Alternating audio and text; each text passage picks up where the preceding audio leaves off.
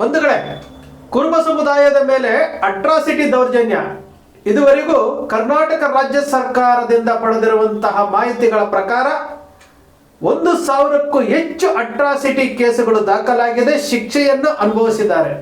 ಇದು ಸರ್ಕಾರಿಯ ಅಧಿಕೃತ ದಾಖಲೆಗಳು ಹೇಳ್ತಾ ಇದೆ. ಬೆಚ್ಚಿ ಬೀಳಿಸುವಂಥದ್ದಲ್ವಾ. ಈ ಸಮುದಾಯದ ಮೇಲೆ ಅಟ್ರಾಸಿಟಿ ದೌರ್ಜನ್ಯ ಯಾವ ರೀತಿ ನಡೀತಾ ಇದೆ ಅನ್ನೋದಕ್ಕೆ ಈ ಮಾಹಿತಿ ಹಕ್ಕಿನಲ್ಲಿ ತೆಗೆದುಕೊಂಡಿರುವಂತಹ ದಾಖಲೆಗಳು ಹೇಳ್ತಾ ಇದ್ದಾವೆ. ಏನು ಮಾಡ್ತಾ ಇದ್ದೀವಿ ನಾವು? ಕರ್ನಾಟಕದ 31 ಜಿಲ್ಲೆಯಲ್ಲಿ ಕುರುಬರಿದ್ದೀವಿ, ಎಲ್ಲ ಜಿಲ್ಲೆಯಲ್ಲಿ ಕುರುಬರಿದ್ದೀವಿ. ದೊಡ್ಡ ಸಂಖ್ಯೆ, ಸಿಂಗಲ್ ಲಾರ್ಜೆಸ್ಟ್ ಕಮ್ಯುನಿಟಿ, ಒಳ್ಳೆಯ ಇತಿಹಾಸ ಹೊಂದಿರುವಂತಹ ಕಮ್ಯುನಿಟಿ. ಏನಾಗ್ತಾ ಇದೆ ಸಮುದಾಯದ ಮೇಲೆ ಯಾವ ರೀತಿ ದೌರ್ಜನ್ಯ ನಡೀತಾ ಇದೆ ಯಾರಿಗಾದ್ರೂ ಗೊತ್ತಿದೆಯಾ? ಯಾರಿಗೂ ಬೇಕಾಗಿಲ್ಲ. ತಾವಾಯ್ತು, ತಮ್ಮ ಮನೆ ಆಯ್ತು, ಶಿಕ್ಷೆ ಕೊಟ್ರೆ ಕೊಡ್ಲಿ, ಒದ್ರೆ ಒದಿಸ್ಕೊಂಡ್ಲಿ, ತುಳಿದ್ರೆ ತುಳಿಸ್ಕೊಡ್ಲಿ, ಕೇಸ್ ಹಾಕಿದ್ರೆ ಹಾಕೊಂಡ್ಲಿ, ನಾವು ಶಿಕ್ಷೆ ಅನುಭವಿಸ್ತೀವಿ ಅಂತೇಳಿ ಅಮಾಯಕ ಮುಗ್ಧ ಸಮುದಾಯ ಇವತ್ತು ಶಿಕ್ಷೆಯನ್ನೆಲ್ಲ ಅನುಭವಿಸ್ಕೊಂಡು ಬಂದಿದ್ದಾರೆ. ನಮ್ಮ ಸಮುದಾಯದಲ್ಲಿ ನಾಯಕರೆನ್ನಿಸಿಕೊಂಡಿರುವಂಥವರಿಗೆ ಕನಕ ಜಯಂತಿಯ ಸನ್ಮಾನಗಳು, ಕನಕ ಜಯಂತಿಗೆ ಭಾಗವಹಿಸುವಂಥದ್ದು, ಅಲ್ಲಿ ಜೈಕಾರ ಹಾಕುವಂಥದ್ದು, ಇಲ್ಲಿ ಜೈಕಾರ ಹಾಕೋದ್ರಲ್ಲೇ ಕಾಲ ಕಳೆದು ಬಿಟ್ರು. ಒಂದು ಜಿಲ್ಲೆಯಲ್ಲಿ ಒಬ್ಬ ನಾಯಕನನ್ನು ಸೃಷ್ಟಿ ಮಾಡಲಿಲ್ಲ, ಯಾರಿಗೂ ಬೇಕಾಗಿಲ್ಲ. ಇದು ನಮ್ಮ ಸಮುದಾಯದ ಪರಿಸ್ಥಿತಿ. ಇನ್ನೂ ಮಾಹಿತಿ ಹಕ್ಕು ಬಹಳಷ್ಟು ಮಾಹಿತಿ ಬರೋದಿದೆ, ಕಲೆ ಹಾಕ್ತಾ ಇದ್ದೀವಿ. ಜಗದ್ಗುರುಗಳು ಮತ್ತು ಹಾಲುಮತ ಮಹಾಸಭಾದ ರುದ್ರಣ್ಣ ಗುಳುಗುಳಿಯವರು ಮತ್ತು ನಾವೆಲ್ಲ ಕುತ್ಕೊಂಡು ಚರ್ಚೆ ಮಾಡಿ ಮಾಹಿತಿಗಳನ್ನ ಕಲೆ ಹಾಕಕ್ಕೆ ಕೇಳಿದ್ದಾರೆ. ಮಾಹಿತಿಗಳನ್ನ ಕಲೆ ಹಾಕ್ತಾ ಇದ್ದೀವಿ. ಒಂದು ಸಮುದಾಯಕ್ಕೆ ಆಗ್ತಾ ಇರುವಂತಹ ಅನ್ಯಾಯವನ್ನ ಸರಿಪಡಿಸೋದಕ್ಕೋಸ್ಕರವಾಗಿ ಏನೆಲ್ಲ ಸಾಧ್ಯ ಆಗುತ್ತೋ ಎಲ್ಲವನ್ನೂ ಮಾಡ್ತಾ ಇದ್ದೀವಲ್ಲ. ಈ ಸಮುದಾಯದಲ್ಲಿ ನಾವು ಹುಟ್ಟಿದೀವಲ್ಲ, ಇದು ಒಬ್ಬ ರಾಜು ಕೆಲಸ ಮಾಡೋದಲ್ಲ, ಒಬ್ಬರು ಸ್ವಾಮೀಜಿ ಮಾಡೋದಲ್ಲ, ಒಬ್ಬ ರುದ್ರಣ್ಣ ಮಾಡೋದಲ್ಲ, ಒಂದು ಹಾಲುಮತ ಮಹಾಸಭಾ ಮಾಡೋದಲ್ಲ. ಪ್ರತಿಯೊಬ್ಬರ ಕರ್ತವ್ಯ ಈ ಸಮುದಾಯವನ್ನು ಕಟ್ಟುವಂಥದ್ದು. ಯಾವುದ್ರಲ್ಲಿದ್ದೀರಿ? ಇಡೀ ಕರ್ನಾಟಕದಲ್ಲಿ ಈ ಕುರುಬ ಸಮುದಾಯಕ್ಕೆ ಯಾವುದಾದ್ರೂ ಒಂದು ರಾಜಕೀಯ ಪಕ್ಷ ನಿಮಗೆ ಗಂಭೀರವಾಗಿ ಪರಿಗಣಿಸುತ್ತಾ? ಯಾವುದಾದ್ರೂ ಒಂದು ರಾಜಕೀಯ ಪಕ್ಷ ಕುರುಬರನ್ನು ಗಂಭೀರವಾಗಿ ಪರಿಗಣಿಸ್ತಾ ಇದೆಯಾ? ಖಂಡಿತ ಇಲ್ಲ. ವೋಟ್ ಬ್ಯಾಂಕ್ ಆಗಿ ಇಟ್ಕೊಂಡಿದೆ. ಈ ಸಮುದಾಯವನ್ನ ಭಾವನಾತ್ಮಕವಾಗಿ ಮಾತನಾಡಿ ವೋಟ್ ಬ್ಯಾಂಕ್ ಆಗಿ ಬಳಸ್ಕೊಳ್ತಾ ಇದೆ. ಇಲ್ಲಿ ನಮ್ಮ ಸಮುದಾಯದವರು ಅದೇ ರೀತಿ ಇದ್ದಾರೆ, ದೂರದೃಷ್ಟಿಯಿಂದ ಯೋಚನೆನೇ ಮಾಡ್ತಾ ಇಲ್ಲ. ನಾವು ಎಲ್ಲಿ ಯಾವ ರೀತಿ ಹೆಜ್ಜೆ ಇಡಬೇಕು ಅನ್ನೋದೇ ಗೊತ್ತಿಲ್ಲ ನಮಗೆ. ಕಳ್ಕೊಂಡಿದ್ದೀವಲ್ಲ, ಕೈಯಲ್ಲಿದ್ದಂಥ ಮೀಸಲಾತಿಯನ್ನು ಕಳ್ಕೊಂಡಿದ್ವಿ. ST ಮೀಸಲಾತಿಯ ಬಗ್ಗೆ 1% ಮಾಹಿತಿ ಇಲ್ಲದೆ ಇರುವಂಥವರು ಇವತ್ತು ಏನೇನೋ ಮಾತಾಡ್ತಾ ಇದ್ದಾರೆ. ಸುಗಮವಾಗಿ ಹೋಗ್ತಾ ಇರುವಂತಹ ST ಮೀಸಲಾತಿ ಜೊತೆಗೆ ಸಡನ್ ಆಗಿ ಬಂದು 4 ತಿಂಗಳಿಗೆ ಬಂದು ಗೊಂದಲ ಮೂಡಿಸಿ ಎಲ್ಲರನ್ನು ತಪ್ಪು ದಾರಿಗೆ ತಳ್ಳಿ ಇವತ್ತು ಅಲ್ಲಿ ಗೊಂದಲ ಮೂಡಿಸುವಂತ ಕೆಲಸ ಮಾಡೋದು, ಸೈಲೆಂಟ್ ಆಗೋದ್ರು. ಇದು ನಮ್ಮ ಸಮುದಾಯದ ಕತೆ. ಪ್ರತಿಯೊಂದು ವಿಚಾರ ಈ ಸಮುದಾಯದ ಆಸ್ತಿಗಳು, ಈ ಸಮುದಾಯದ ಹಣ ಲೆಕ್ಕಾಚಾರ ಇಲ್ದಂಗೆ ಹೋಗ್ತಾ ಇದೆ. ಯಾರಾದ್ರೂ ಮಾತನಾಡ್ತಾ ಇದ್ದಾರಾ? ಇದ್ರ ಬಗ್ಗೆ ಯಾರಾದ್ರೂ ಕೇಳ್ತಾ ಇದ್ದಾರಾ? ನಮಗೂ ಅದಕ್ಕೆ ಸಂಬಂಧ ಇಲ್ಲ. ನಿಮ್ಮನ್ನು ಯಾರನ್ನೇ ಬೆಲೆ ಕೊಡ್ತಾರೆ?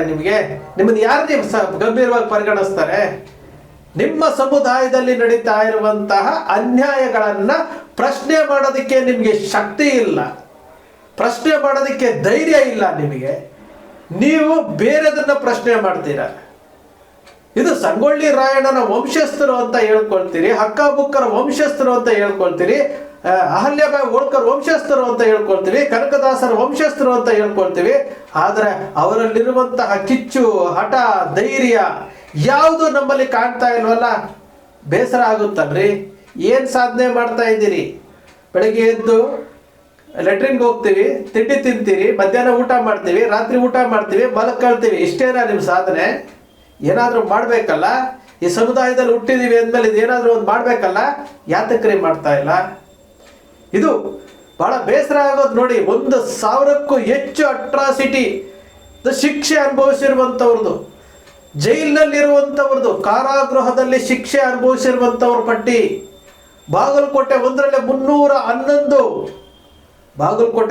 311, ಬಸವನ ಬಾಗೇವಾಡಿಯಲ್ಲಿ 100ಕ್ಕೂ ಹೆಚ್ಚು, ಚಿತ್ರದುರ್ಗದಲ್ಲಿ 100ಕ್ಕೂ ಹೆಚ್ಚು, ದಾವಣಗೆರೆಯಲ್ಲಿ 76ಕ್ಕೂ ಹೆಚ್ಚು, ಹಾವೇರಿನಲ್ಲಿ ಇನ್ನು ಬೆಳಗಾವಿ ಬರೋದಿದೆ, ಯಾದಗಿರಿ ಬರೋದಿದೆ, ರಾಯಚೂರು ಬರೋದಿದೆ, ಕಲಬುರಗಿ ಬರೋದಿದೆ, ಎಲ್ಲವೂ ಬರೋದಿದೆ.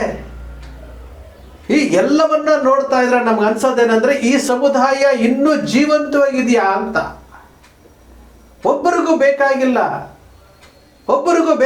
ಸಮುದಾಯವನ್ನ ಬಳಸ್ಕೊಳ್ತಾ ಇದ್ದಾರೆ ಹೊರತು ಈ ಸಮುದಾಯಕ್ಕೆ ಏನು ಅನ್ಯಾಯ ಆಗ್ತಾ ಇದೆ ಅಂತ ಯಾರೂ ಪ್ರಶ್ನೆ ಮಾಡೋದಿಲ್ಲ, ಯಾರು ಸಮುದಾಯದ ಜೊತೆ ನಿಲ್ತಾ ಇಲ್ಲ. ಇದು ಈ ಸಮುದಾಯದ ದೌರ್ಭಾಗ್ಯ ಮತ್ತು ದುರಂತ. ಎಷ್ಟು ಬಾರಿ ನಾವು ಹೇಳಬೇಕು, ನಮ್ಮ ಕರ್ತವ್ಯ ಒಂದು ಚಾನೆಲ್ ಆಗಿ, ಒಂದು ಪತ್ರಿಕೆಯ ಸಂಪಾದಕನಾಗಿ, ಶ್ರೀ ಕನಕ ಟಿವಿಯ ಸಂಪಾದಕನಾಗಿ ನನ್ನ ಕರ್ತವ್ಯ ನಾನು ಮಾಡ್ತಾನೆ ಬರ್ತಾ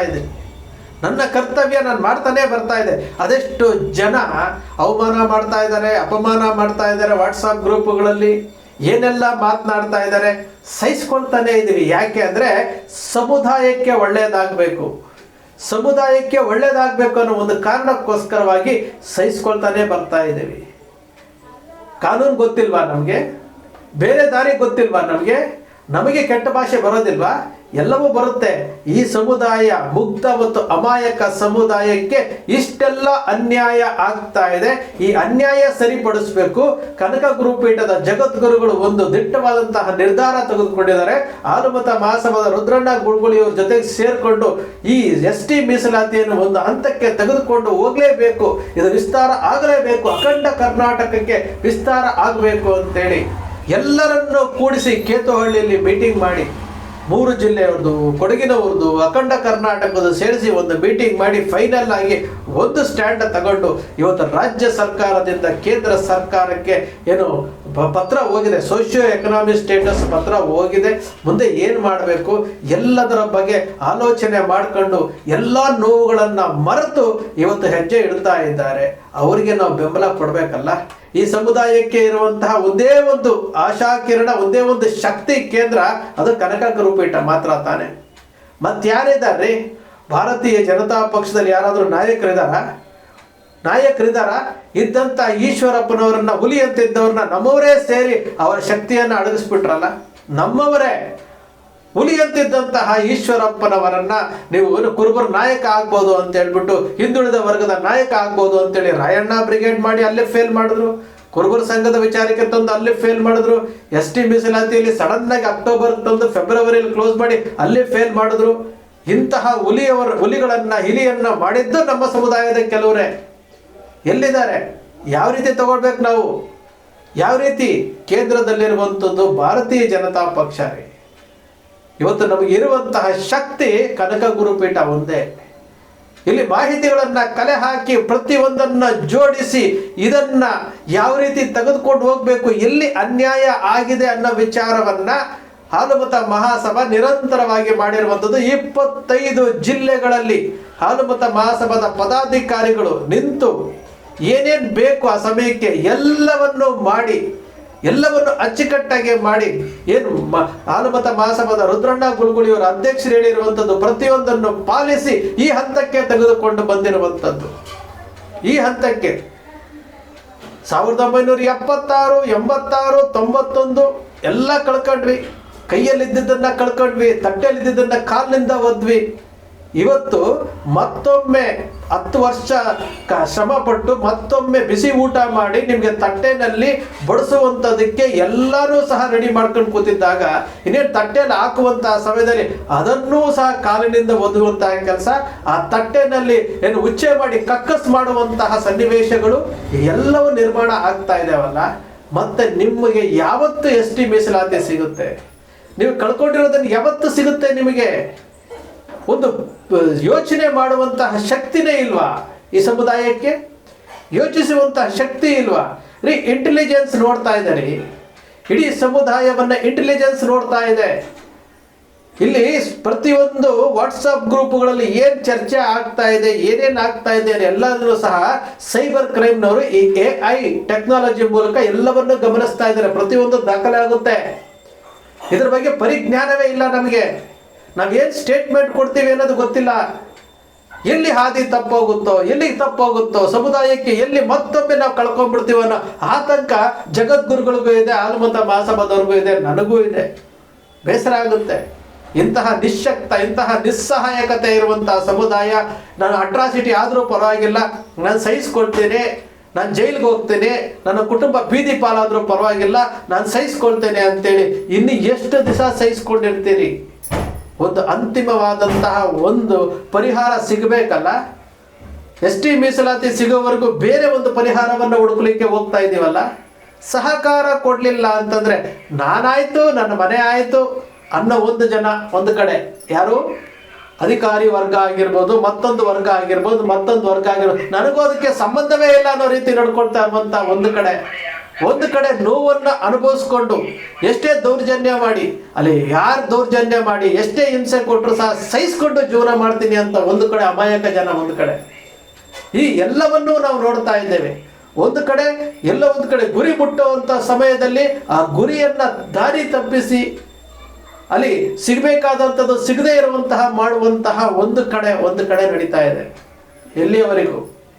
ಎಲ್ಲಿಯವರೆಗೂ ಈ ಸಮುದಾಯ ಪ್ರಜ್ಞಾವಂತಿಕೆಯಿಂದ ಪ್ರಜ್ಞಾವಂತಿಯನ್ನು ತಿಳ್ಕೊಂಡು ಹೊರಗಡೆ ಬಂದು ಪ್ರಶ್ನೆ ಮಾಡೋವರೆಗೂ, ಯಾಕೆ ಈ ರೀತಿ ಇದೆ ಈ ಸಮುದಾಯ, ಯಾತಕ್ಕೆ ಈ ಸಮುದಾಯ ಇರೋದೇ ಹೀಗೇನಾ? ಕರ್ನಾಟಕದಲ್ಲಿ 1 ಲಕ್ಷ 2 ಲಕ್ಷ ಇಲ್ರಿ. ಇವತ್ತು ಸಿದ್ದರಾಮಯ್ಯನವ್ರನ್ನ ಯಾಕೆ ಎಲ್ಲ ರಾಜಕೀಯ ಪಕ್ಷಗಳು, ಯಾಕೆ ಎಲ್ಲ ಕಾಂಗ್ರೆಸ್ ಪಕ್ಷದ ಶಾಸಕರು ಯಾಕೆ ಅವರನ್ನ ಬೆಂಬಲಿಸ್ತಾರೆ ಅಂತಂದ್ರೆ, ದೊಡ್ಡ ಸಮುದಾಯ ಇದೆ, ಸಿದ್ದರಾಮಯ್ಯನವ್ರನ್ನ ಫಾಲೋ ಮಾಡ್ತಾರೆ, ಸಿದ್ದರಾಮಯ್ಯನವ್ರು ಹೇಳ್ಬಿಟ್ರೆ ಎಲ್ಲ ಓಟ್ ನಮ್ಗೆ ಹಾಕ್ತಾರೆ ಅನ್ನೋ ಒಂದು ಕಾರಣಕ್ಕೋಸ್ಕರವಾಗಿ ಸಿದ್ದರಾಮಯ್ಯನವ್ರನ್ನ ಫಾಲೋ ಮಾಡ್ತಾರೆ. ಯಾತಕ್ಕೆ ಅಂದ್ರೆ ಓಟಿಗೋಸ್ಕರ, ಅವರ ಲಾಭಕ್ಕೋಸ್ಕರವಾಗಿ. ಇಂತಹ ಶಕ್ತಿ ಇರುವಂತಹ ಸಮುದಾಯವನ್ನ ವೋಟ್ ಬ್ಯಾಂಕ್ಗಾಗಿ ಬಳಸ್ಕೊಳ್ತಾ ಇದ್ದಾರೆ. ಸಮುದಾಯಕ್ಕೆ ಬೇಕಾಗುವಂತಹ ವಿಚಾರಗಳಿಗೆ ಯಾಕೆ ಸ್ಪಂದಿಸ್ತಾ ಇಲ್ಲ? ಇದು ನಮ್ಮ ಪ್ರಶ್ನೆ. ನೀವು ಎಲ್ಲಿವರೆಗೂ ಜಾಗೃತರಾಗೋದಿಲ್ವೋ, ಎಲ್ಲಿವರೆಗೂ ಸಂಘಟಿತರಾಗೋದಿಲ್ವೋ, ಅನ್ಯಾಯಗಳಾಗ್ತಾ ಇದ್ದಾಗ ಪ್ರಶ್ನೆ ಮಾಡೋದಿಲ್ವೋ, ಅಲ್ಲಿಯವರೆಗೂ ನಿಮ್ಮನ್ನು ಯಾರೂ ಕಾಪಾಡಲ್ಲ ನಿಮ್ಮನ್ನ. ನಾಳೆ ಮತ್ತಷ್ಟು ಭೀಕರವಾಗಿರುತ್ತೆ ನಿಮ್ಮ ಭವಿಷ್ಯ. ಬಂಧುಗಳೇ, ಶ್ರೀ ಕನಕ ಟಿವಿ ಸೃಷ್ಟಿ ಮಾಡೋದಿಲ್ಲ, ಕಲ್ಪನೆ ಮಾಡೋದಿಲ್ಲ, ವಾಸ್ತವದ ವಿಚಾರವನ್ನಷ್ಟೇ ವಿಶ್ಲೇಷಣೆ ಮಾಡುತ್ತೆ. ಕನಕ ಟಿವಿಯ ವಿಶ್ಲೇಷಣೆ ನಿಮ್ಗೆ ಇಷ್ಟ ಆಯಿತು ಅಂದರೆ ಸಬ್ಸ್ಕ್ರೈಬ್ ಆಗಲಿಲ್ಲ ಅಂದರೆ ಸಬ್ಸ್ಕ್ರೈಬ್ ಮಾಡ್ಕೊಳ್ಳಿ, ಪಕ್ಕದಲ್ಲಿ ಕಾಣುವಂಥ ಬೆಲ್ ಐಕಾನ್ ಪ್ರೆಸ್ ಮಾಡಿ, ಶೇರ್ ಮಾಡಿ, ಪ್ರೋತ್ಸಾಹ ನೀಡಿ.